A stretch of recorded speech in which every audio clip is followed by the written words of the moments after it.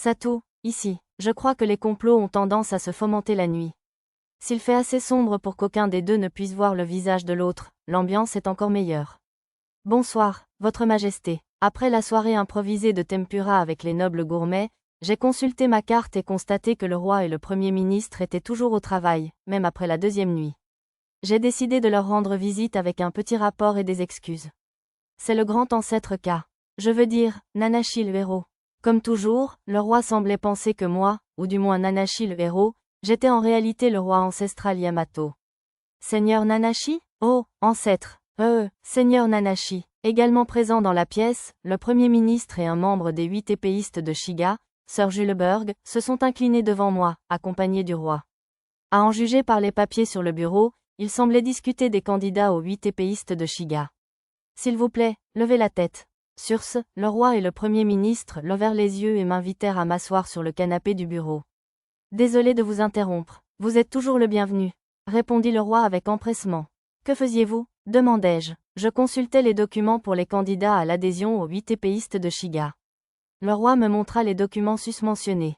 Je remarquai mon nom inscrit sur l'une des 15 feuilles de papier. La colonne des recommandations commençait par les noms de Dame Elmina, la tireuse des 8 épéistes de Shiga, ainsi que du duc Ugosh et de quelques autres nobles de l'ancienne capitale, du vice-roi de la cité labyrinthe Selivra, du général Ertal de l'armée du labyrinthe, et de bien d'autres. Ce candidat n'a atteint sa majorité que récemment, mais il semble posséder un talent et un courage considérables. D'après Dame Elmina, celle qui l'a recommandé, il s'est entraîné dur dans le labyrinthe et a considérablement progressé en très peu de temps. Comme j'avais changé de niveau public dans la rubrique des réseaux sociaux entre ma première et ma dernière rencontre avec Dame Elmina, elle semblait s'être trompée. Hein, c'est bien ça? J'ai grogné indifféremment face à l'explication de Sir Juleberg et j'ai parcouru le reste des papiers. La plupart étaient de niveau 45 ou plus. La plupart étaient des chevaliers sacrés, mais il y avait aussi beaucoup de chevaliers royaux et d'autres territoires.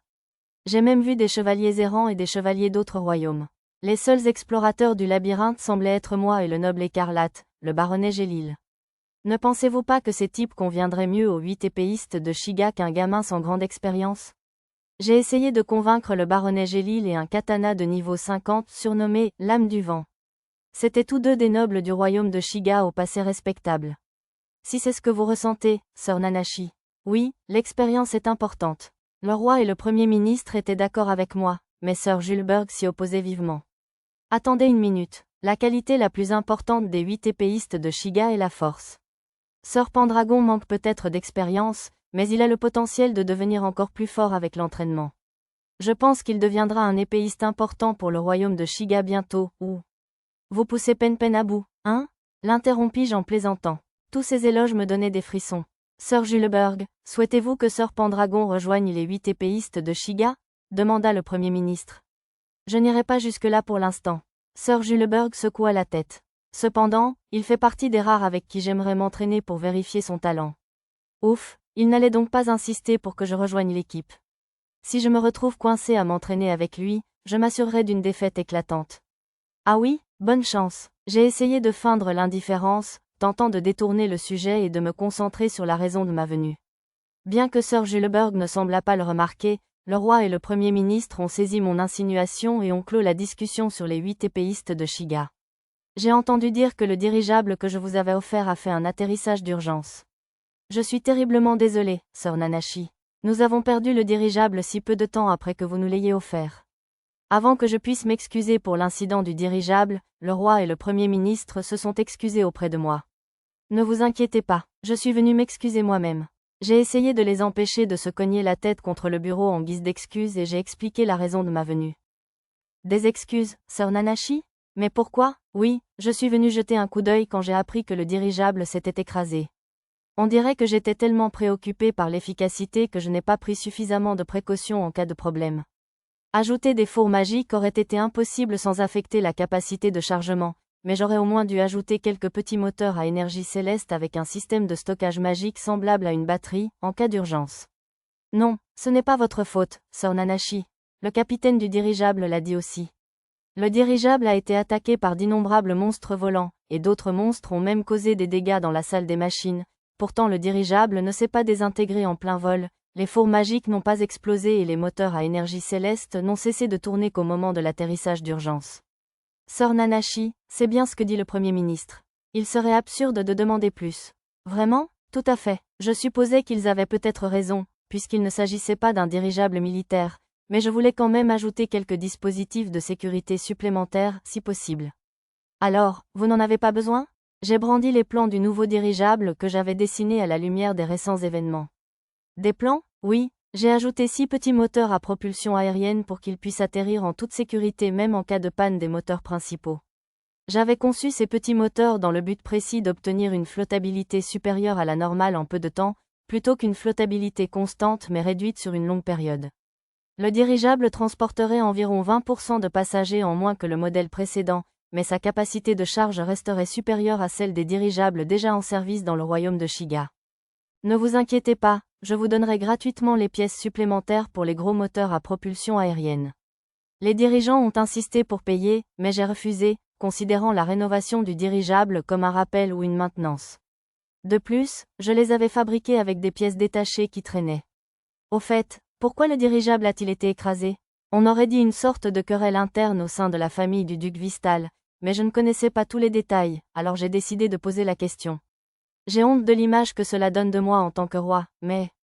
Après cette introduction d'excuses, le roi et le Premier ministre m'ont donné les informations dont ils disposaient. De toute évidence, c'était le fils désavoué du duc Vistal qui avait tenté de le faire assassiner à bord du dirigeable. La raison officielle invoquée pour ce désaveu était qu'il était indigne d'être duc, bien que même le roi n'en connaisse pas les détails. Tiens, c'était donc une affaire de famille Vistal. Le dirigeable ayant été perdu à cause d'une dispute familiale concernant l'héritage, le duc Vistal devait payer une amende incluant le coût de sa reconstruction. Cela me semblait raisonnable. Savez-vous pourquoi ils ont attaqué le dirigeable? J'étais curieux de savoir pourquoi ils avaient choisi d'agir sur le territoire du roi plutôt que sur leur propre territoire.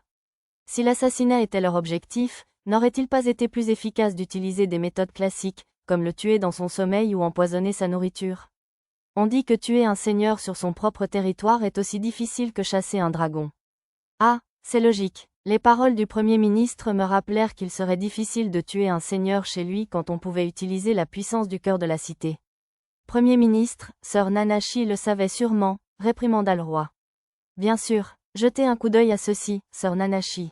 Le Premier ministre sortit 2 objets enveloppés dans un tissu bleu, un appareil brisé et un gros objet en forme de vis. On les a retrouvés implantés dans les mécréants et les monstres qui ont attaqué le dirigeable. Le premier me semblait familier. C'était un cœur démoniaque, l'outil magique maléfique implanté dans les terroristes œuvrant à l'intérieur du dirigeable. Qu'est-ce que c'est? J'ai pointé du doigt le cœur démoniaque sur la table. Savez-vous à quoi il sert? Je suis sûr que vous le savez, ancêtre, sœur Nanashi, mais c'est un objet appelé cœur démoniaque, fabriqué dans l'ancien Empire Flu, durant les phases finales de sa guerre contre l'Empire ORC.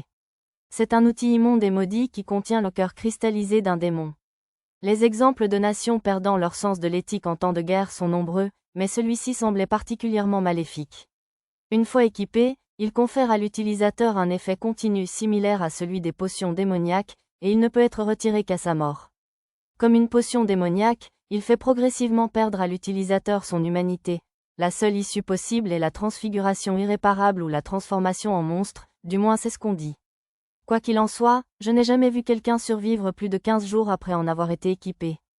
De plus, j'ai appris que les tentacules n'étaient pas une fonction normale du cœur démoniaque, mais plutôt une irrégularité causée par la surmultiplication de l'appareil.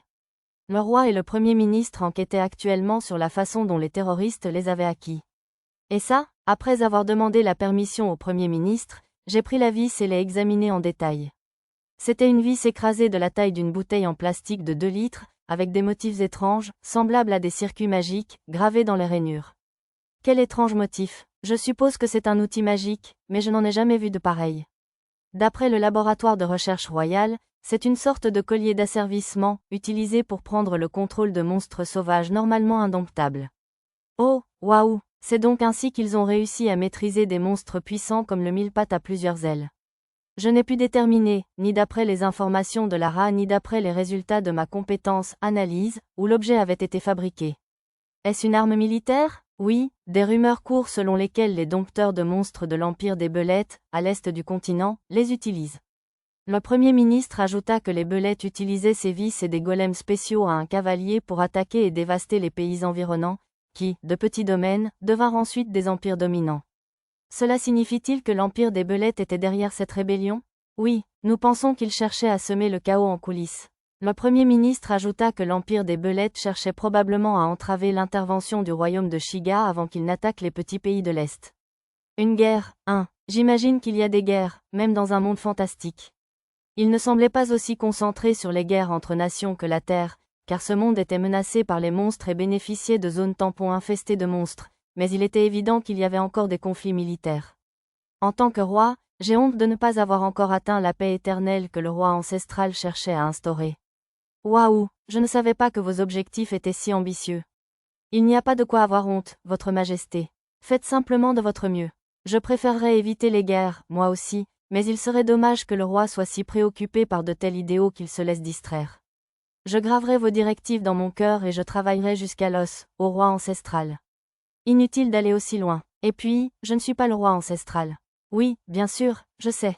Je vois bien à votre visage que non. Allez-vous envoyer des forces punitives au duché de Vistal? Puisque tous les seigneurs féodaux étaient réunis dans la capitale royale, je ne voulais pas être convoqué pour faire une telle chose, d'où ma question. Oui, nous prévoyons d'envoyer le 3e ou le 5e régiment de chevaliers, puisqu'ils peuvent être envoyés immédiatement.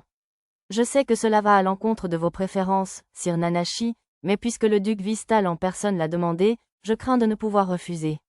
Ayant compris que je n'aimais pas la guerre, le Premier ministre et le roi répondirent à contre-cœur.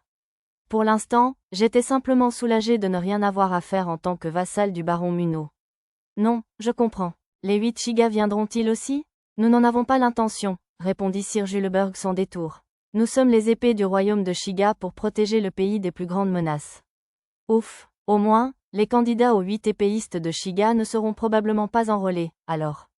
Le duc Vistal a demandé que Sir Gwen soit également envoyé. Ah, c'est vrai, la famille de Gwen est vassale du duc.